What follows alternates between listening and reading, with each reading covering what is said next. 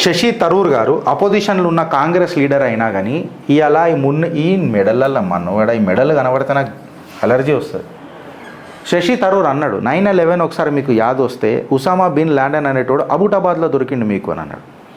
వీడేమంటాడు తెలుసా, ఇగో ముల్లా మునీర్ గాడు, అరే నువ్వు బంకర్లో దరుచుకున్నావు, ఆ షాబాజ్ షరీఫ్ గాను ఆ ముఖము అట్లనన్ను ఉన్నది, నీది అట్లా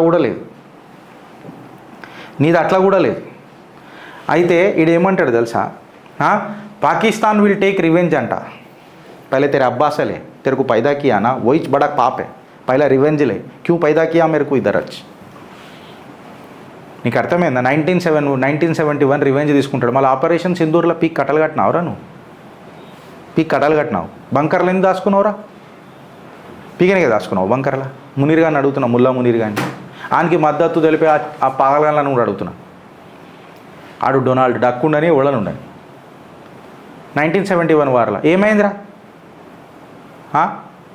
మర్చిపోయినారు మీరు? పుచ్చలు ఎట్లా వల్ల కొట్టినాము? అమెరికన్ ఎయిర్ క్రాఫ్ట్ క్యారియర్లు వచ్చినా కానీ పెద్ద వెనుకకి జరగలేదు.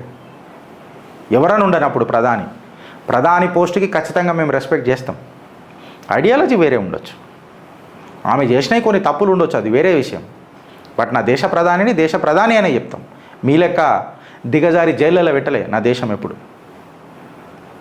ఈ చిల్లర నా కొడుకులు మనతో మాట్లాడుతున్నారు ఫ్రెండ్స్.